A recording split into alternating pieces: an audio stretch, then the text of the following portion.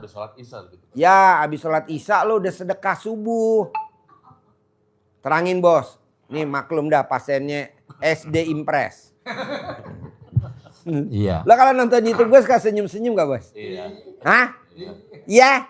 Ay, terangin bos. Ya. SD Impress. Jadi Pak Haji menekankan selalu dengan sedekah subuh.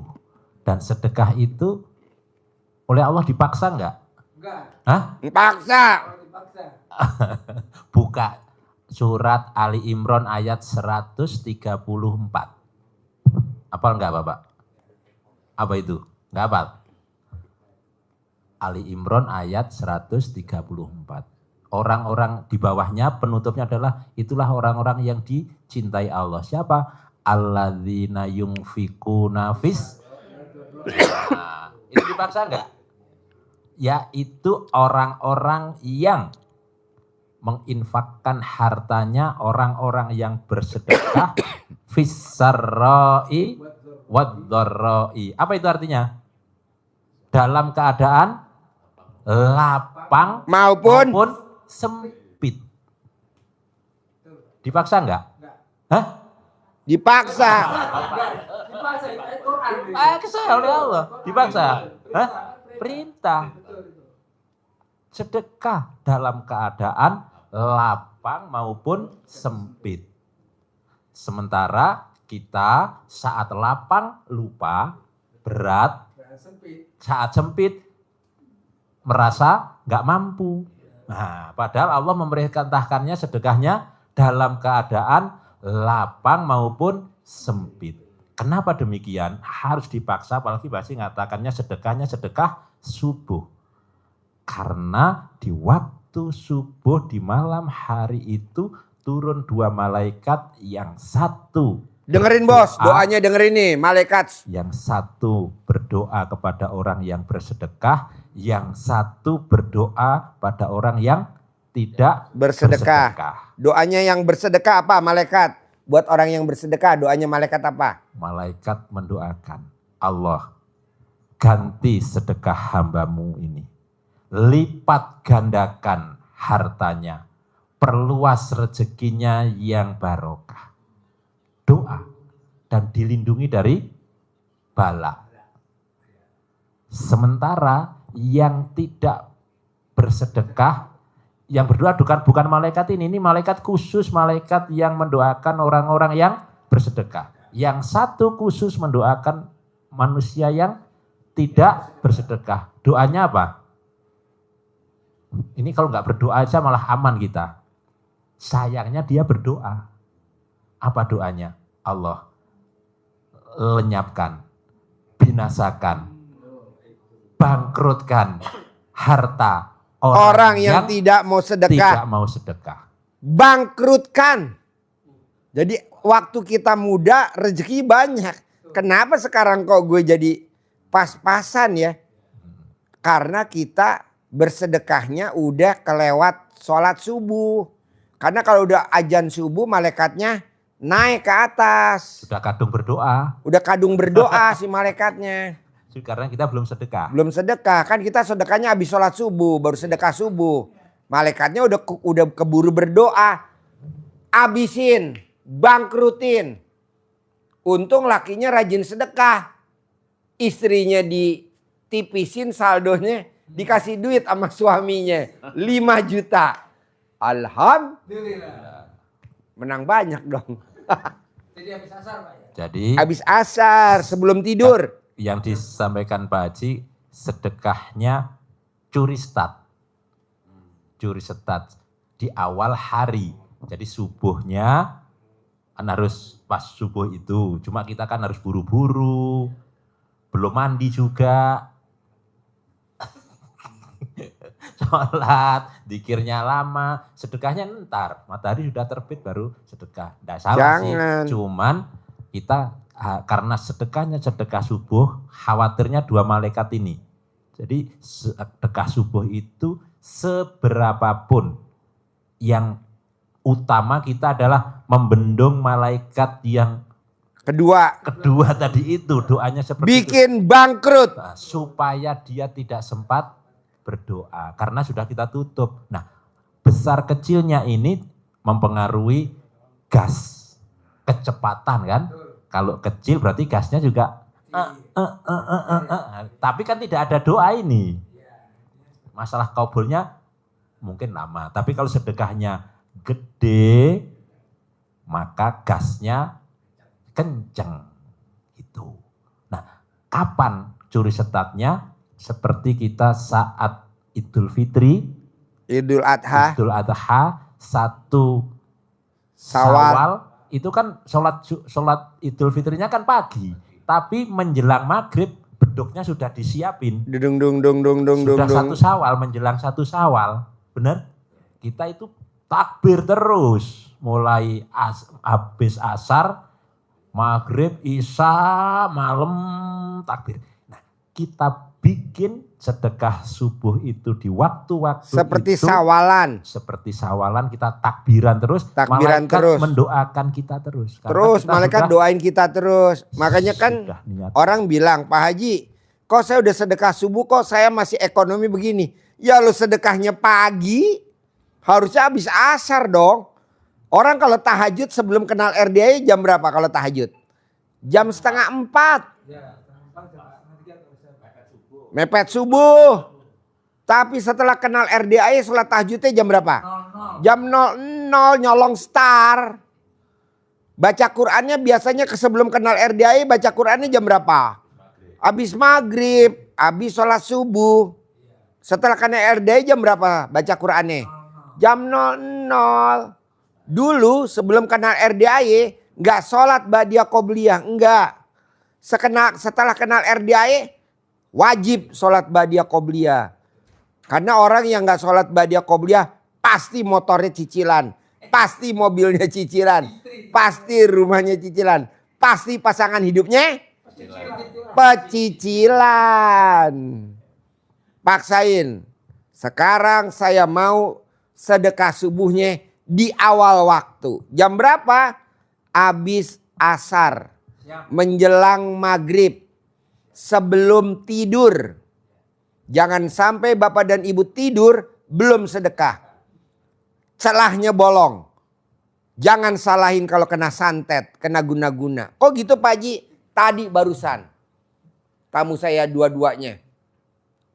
Sholatnya rajin, puasanya rajin, sedekahnya rajin. Tapi kena santet. Mending yang kena bapaknya. Yang kena mau tahu siapa? Anaknya. Jadi yang disantet bapaknya. Kena anaknya. Bisa gitu ya?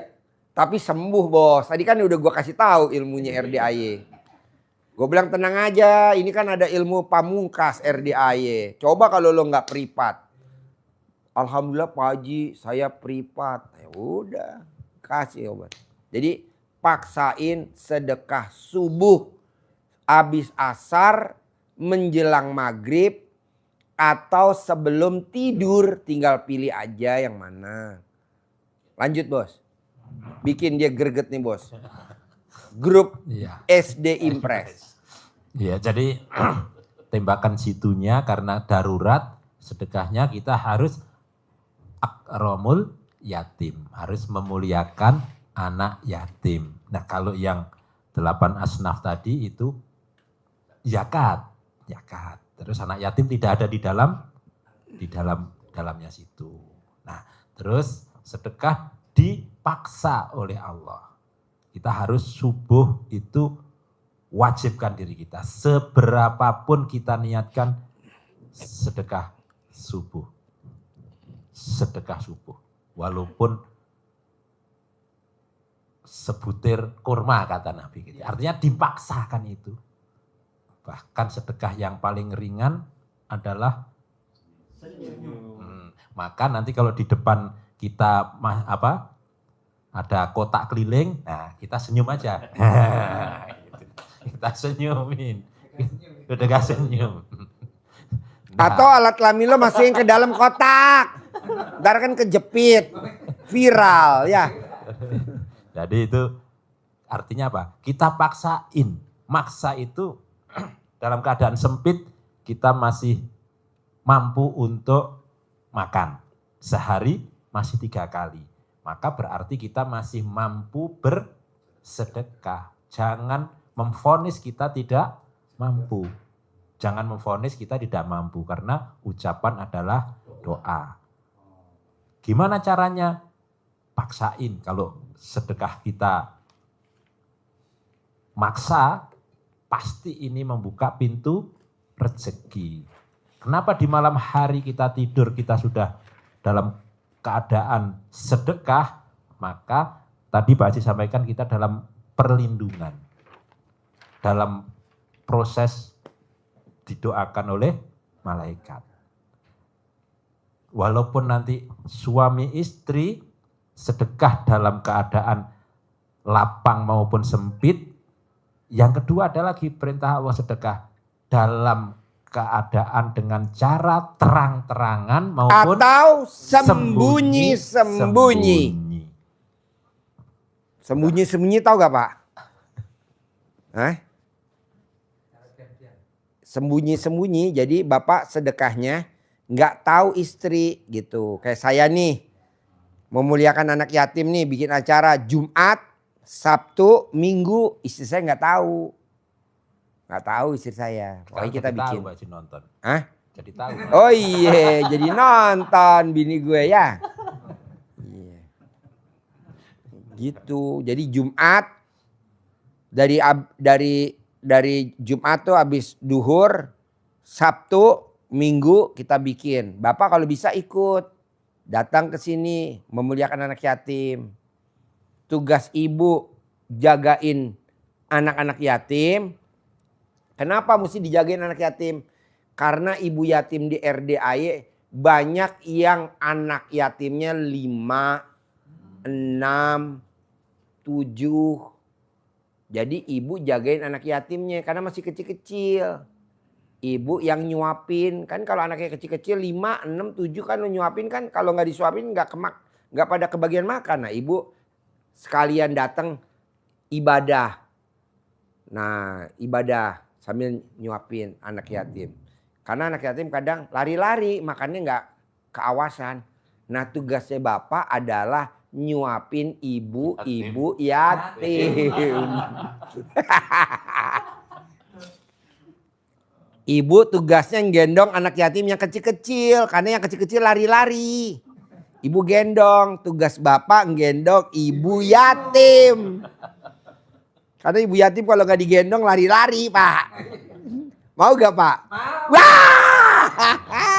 Kan 10 miliar nanti. Oh iya. Menang banyak loh. Lanjut bos. Menang banyak dia. Iya. Bapak-bapak, ibu-ibu. Kenapa Pak Haji sedekah subuh, sedekah Jumat barokah, sedekah menjadi yang utama, dan kesimpulan dari ilmu yang diajarkan Pak Haji, Bapak buka itu ada di surat Fatir ayat 29. Kenapa? Karena dengan mengamalkan 3 hal yang diajarkan di RDAY ini, rangkumannya di Fatir 29. Di ujung ayatnya disebutkan bahwa tijaroh kita, kehidupan kita, bisnis kita, apapun yang kita usahakan sekarang ini dijamin oleh Allah lan tabur. Apa? Lan tabur. Tidak pernah mengalami kerugian. Tidak akan mengalami Kebangkrutan. Nggak Ada akan. syaratnya tapi. Apa syaratnya? Yang pertama adalah baca Quran. Yang kedua sholat. Yang ketiga sedekah dalam keadaan bukan. Kalau lapang sempit yang tadi yang dicintai Allah. Kalau yang ini sedekahnya infak dalam keadaan dengan kondisi, dengan cara terang-terangan maupun sembunyi-sembunyi. Jadi ada 3 hal. Intinya adalah baca Quran, sholat, badiah qobliyah sebagai penyeimbang, sholat tahajud pasti malam harinya itu, terus sholat taubat. Yang ketiga adalah orang-orang yang sedekah. berkah. Sembunyi-sembunyi maupun terang-terangan.